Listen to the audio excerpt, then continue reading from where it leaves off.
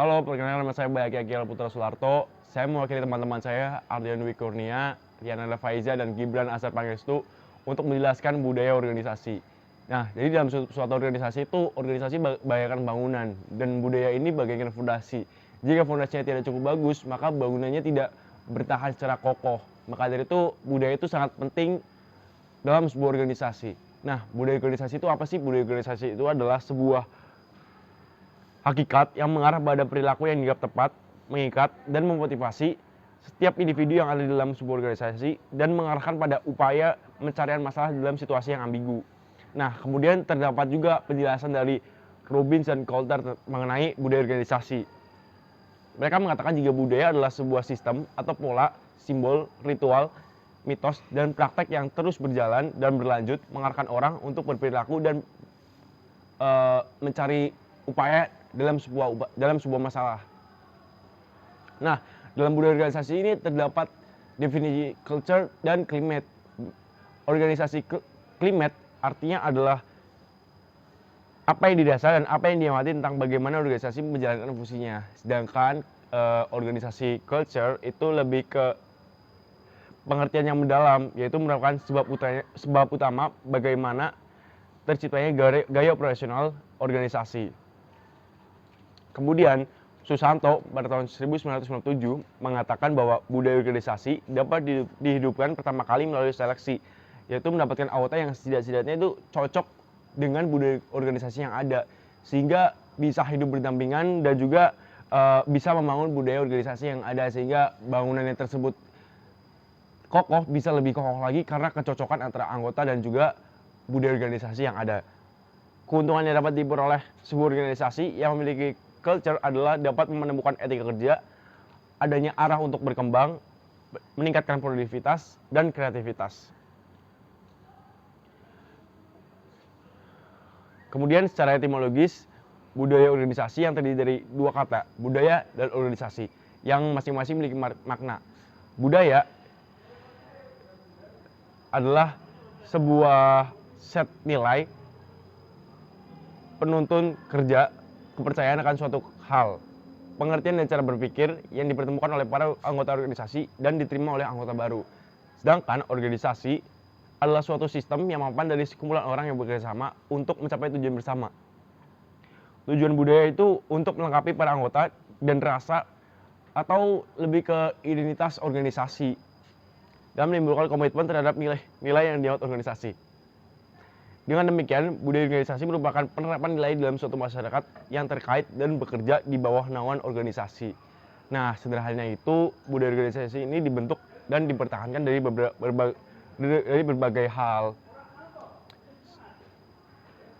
Nah, filsafat pendiri organisasi itu kemudian menyeleksi anggotanya untuk mencocokkan, kemudian ke manajemen puncak, terus ke bawah ke budaya organisasi, kemudian kembali ke sosialisasi, lalu kriteria seleksi, dan itu akan terus berlanjut circle-nya. Filsafat pendiri organisasi merupakan sumber utama sebuah budaya organisasi. Jadi, budaya organisasi tidak begitu saja muncul. Sekali dibentuk, ia tidak akan menghilang begitu saja, tapi ia akan dapat mengikuti organisasi tersebut. Nah, ini bisa menjadi adat, tradisi, dan cara-cara umum untuk melaksanakan pekerjaan kebanyakan. Berasal dari apa yang telah dilaksanakan sebelumnya dan tingkat keberhasilan dari usaha-usaha yang telah dilakukan. Kemudian Kemudian melakukan seleksi untuk menentukan kriteria yang dianggap paling tepat jadi anggota organisasi merupakan kekuatan dalam mempertahankan budaya organisasi. Seperti yang tadi saya ucapkan, kalau misalkan budaya organisasi dan anggota yang cocok dengan budaya itu, maka budayanya akan terus berkembang dan akan menjadi lebih kokoh lagi. Jadi menentukan seleksi dalam anggota ini sangat penting untuk keberjalanan dan keberlangsungan organisasi serta budaya organisasi di dalamnya. Seluruh anggota organisasi seharusnya mengetahui dan memahami mengenai terbentuknya budaya organisasi. Jadi mereka tidak langsung menerima begitu saja, namun mereka mengetahui apa nih asal-usul dibalik budaya organisasi ini terbentuk. Nah, budaya organisasi akan disebarkan oleh salah satunya melalui cerita. Biasanya anggota baru sebuah organisasi akan mendapatkan penjelasan mengenai sejarah berdirinya organisasi. Jadi mereka tidak langsung mendapatkan itu aja. Ini lebih ke mereka tahu nih asal usulnya apa. Oke. Kemudian acara-acara ritual yang diselenggarakan oleh organisasi juga merupakan sebuah bentuk penyampaian atau penggambaran budaya organisasi. Misalnya nih, ada acara pemilihan dan penyampaian penghargaan bagi anggota organisasi yang berprestasi. Nah, kemudian para anggota tersebut diinformasikan mengenai kriteria berprestasi merupakan salah satu tuntutan organisasi. Jadi itu merupakan salah satu contoh mengenai acara ritual budaya organisasi tersebut. Kemudian dalam budaya organisasi itu terdapat simbol material. Simbol material itu lebih tepatnya bagaimana kita berpakaian dalam organisasi. Contohnya itu himpunan organisasi ilmu komunikasi, dia memiliki PDH ya, di mana warnanya bajunya hitam, kemudian ada logo himpunan di sini. Terus kemudian ada airlines itu biasanya pakai batik. Nah, itu merupakan budaya organisasi yang terus berjalan dan berkembang dan terus mengikuti selama organisasi itu ada. Bisa aja budaya organisasi itu berubah menurut kelompok kami seperti itu. Namun tergantung lagi mengenai zaman dan para anggota di dalamnya, apakah cocok ataupun tidaknya, ataukah etis ataupun tidaknya, itu menjadi bahan yang terus berkelanjutan. Kemudian bahasa. Dalam budaya organisasi ini terdapat juga bahasa. Nah, bahasa dipertahankan oleh para anggota untuk mempelajari tugas operasional mereka di dalam organisasinya. Melalui bahasa dibuat logo organisasi yang dapat menyemangati para anggota.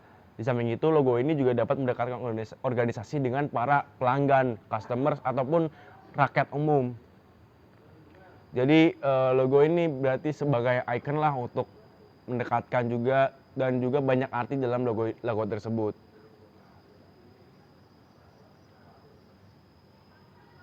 Nah, kemudian lapisan pertama itu ada visible artifact dalam identitas organisasi.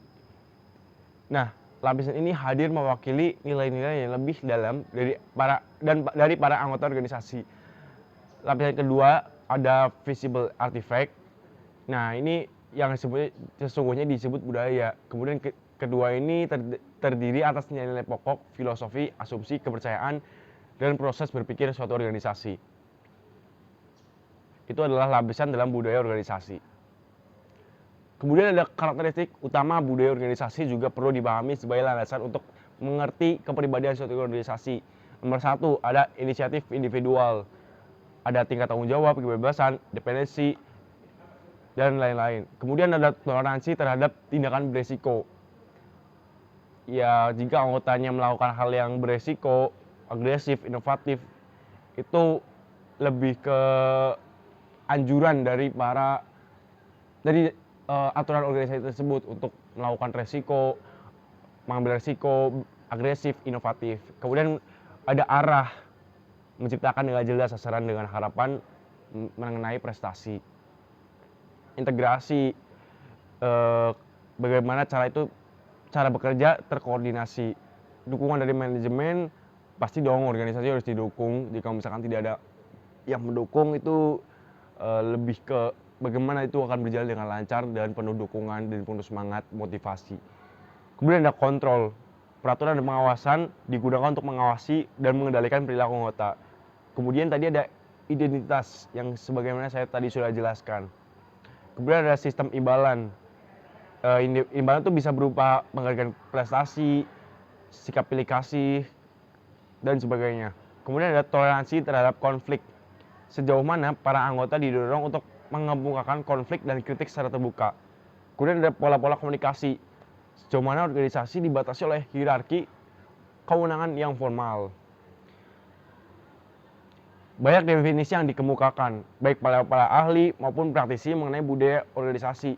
Satu di antaranya yang sangat operasional adalah suatu nilai-nilai yang menjadi pedoman sumber daya manusia untuk menghadapi permasalahan eksternal dan usaha penyesuaian integrasi ke dalam organisasi, sehingga masing-masing anggota organisasi harus memahami nilai-nilai yang ada dan bagaimana mereka harus bertindak atau berperilaku. Budaya organisasi dapat bersumber dan dipertahankan melalui pendiri, seleksi, manajemen, puncak, dan sosialisasi. budaya organisasi di dalamnya terdiri dari dua lapisan, yaitu visible artifact dan artifact yang satu lagi. Tadi ada visible artifact.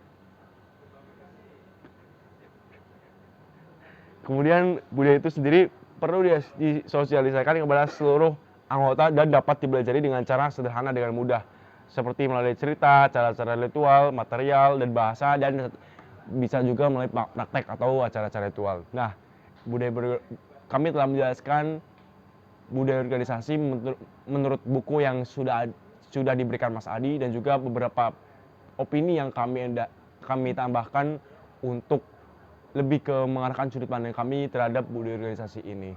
Sekian dari saya pamit undur diri. Wassalamualaikum warahmatullahi wabarakatuh. Bye.